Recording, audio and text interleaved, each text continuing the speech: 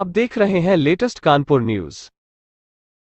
कानपुर की सभी खबरों को देखने के लिए हमारे चैनल को तुरंत सब्सक्राइब करें।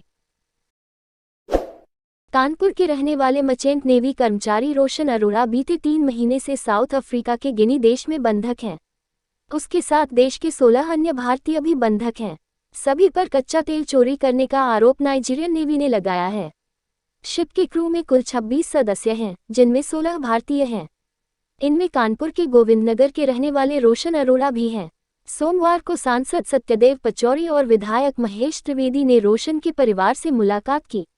उन्होंने परिवार को हर संभव मदद का आश्वासन दिया।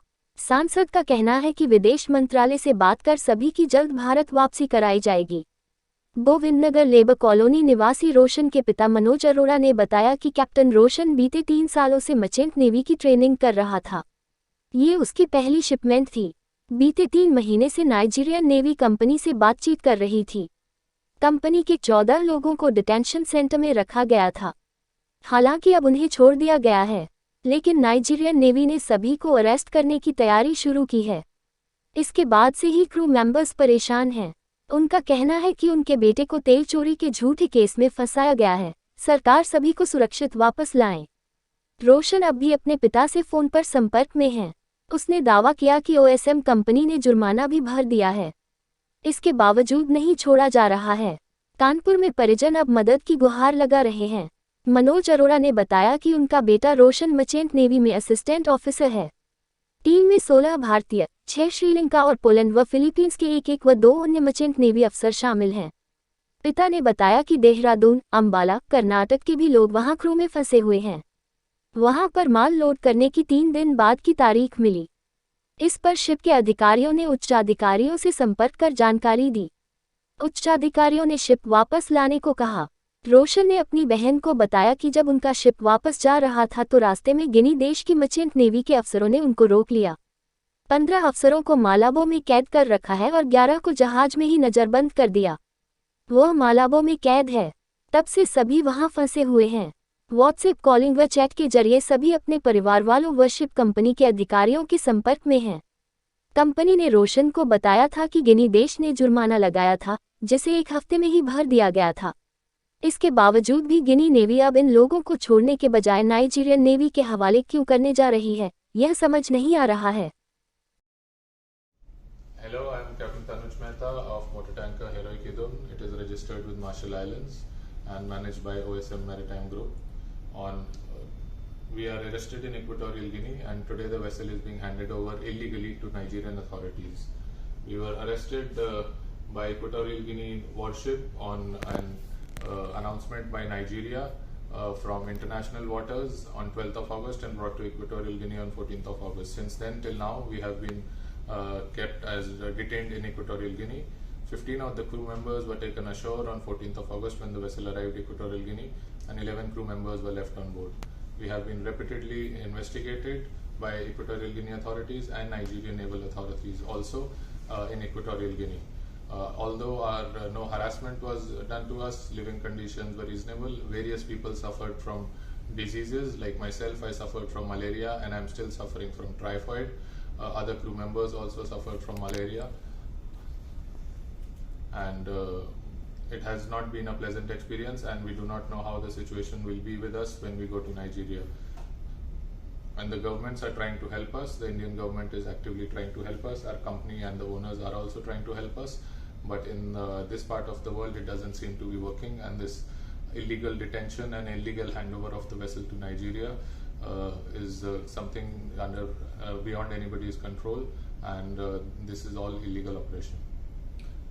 My name is Salu Jose. I am Chief Officer of the ship. On 14th August, the authorities from the Equatorial Guinea has investigated on the ship. They have inspected all the accommodation and the common spaces, cargo tanks, and they could not find anything. They could not find a drop of oil from our ship, yes. And they were cleared. And we were like 11 people on board the ship. Like last 3 months, we were suffering with the fatigue. We had to share all the work. It is a very big ship, and then we have been going through a very big difficulties here. So we would like, we request you to assist us for getting release our ship from here, and then we wanted to go back to our families. Myself, Vijay Vikraman Nair, third officer of this heroic Edwin crude oil ship. We have been totally don't know what to do in this situation. All the crew has been suffered a lot, and we have been suffered for with disease like malaria, typhoid, and I myself tested 2 times. Captain also tested two times malaria. And please, authorities, please help us in this scenario to overcome this. Please help us and please save us. Speak one more time in Malayalam. क्या नाम है आपका? मेरा नाम कोमल है। आप कहाँ पर रहते हैं और आपके भाई कहाँ जॉब कर रहे हैं? हम यहाँ गोविंद नगर में रहते हैं। मेरी शादी हो चुकी है, मेरा ससुराल फजलगंज में है और मेरे हस्बैंड इस समय कर्नाटक में पोस्टेड है। मेरा भाई मर्चेंट नेवी में एज अ 3rd ऑफिसर अभी हीरोइक आइटन करके एक कंपनी है, उसमें उसकी अभी पोस्टिंग हुई थी। उसको अब 6 महीने 10 तारीख को हुए हैं पूरे। 12 अगस्त की रात को ये लोग को नाइजीरियन नेवी ने अरेस्ट कर लिया है। क्या है मामला, क्यों अरेस्ट किया है? अरेस्ट इसलिए किया है क्योंकि इन लोग को बोला गया था, इन लोग वहाँ पे ऑयल निकालने गए थे। ऑयल निकालने के लिए इन लोग ने वहाँ पे परमिशन ली, तो वहाँ पे उनको 6 दिन बाद का समय दिया गया। 6 दिन के बाद का समय दिया गया, तो ये लोग वहाँ पे वेट कर रहे थे। रात के टाइम वहाँ पे एक बोट आई जो इन लोग की शिप को फॉलो कर रही थी। उसने बोला कि हम नाइजीरियन नेवी हैं, सिर्फ ओरली बोला कि हम नाइजीरियन नेवी हैं और हम आपकी शिप पे इन्वेस्टिगेशन करना चाहते हैं। चूँकि ये बहुत सिक्योरिटी का काम है, तो इन लोग सिर्फ ओरल बोलने से कुछ नहीं होता है, मौखिक रूप से बोलने पे कुछ नहीं होता है। कुछ रिटन देना पड़ता है, कुछ उनकी पॉलिसीज़ को फॉलो करना पड़ता है। नाइजीरियन नेवी की बोट ने वो पॉलिसीज़ को फॉलो नहीं किया, तो इन लोगों ने डर के अपनी कंपनी के कहने पे शिप को वहाँ से भगा लिया, मूव कर लिया। वो इक्वेटोरियल गिनिया पहुंच गई शिप, लेकिन नाइजीरियन नेवी ने वहां से कॉन्ट्रैक्ट करके उनको उस नेवी के थ्रू अरेस्ट करवा लिया। उसमें टोटल 26 लोगों का क्रू है, जिसमें से 16 हमारे इंडियंस हैं, 16 इंडियंस हैं और वहाँ पे उनको रखा गया है। अब अभी 1.5-2 घंटे में वहाँ पे नाइजीरियन नेवी आएगी और इनको अपने साथ ले जाएगी। मोस्ट प्रोबेबली ये चांसेस बन रहे हैं कि वो इन्वेस्टिगेशन करेंगे और शाम तक शायद उनको जेल में भी डाल दे। तो मेरी आपसे रिक्वेस्ट है कि नाइजीरिया बहुत सेंसिटिव एरिया है, बहुत ज़्यादा सेंसिटिव एरिया है।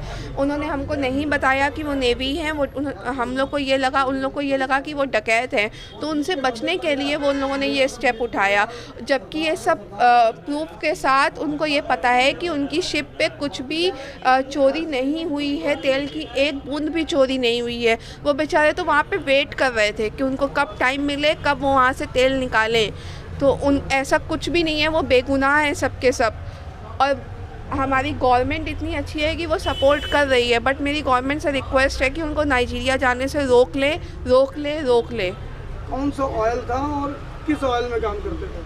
ये तो फॉरेन वेसल है, ये मुझे नहीं पता। ऑयल टैंकर है जिसका नाम है हीरोइक आइडन।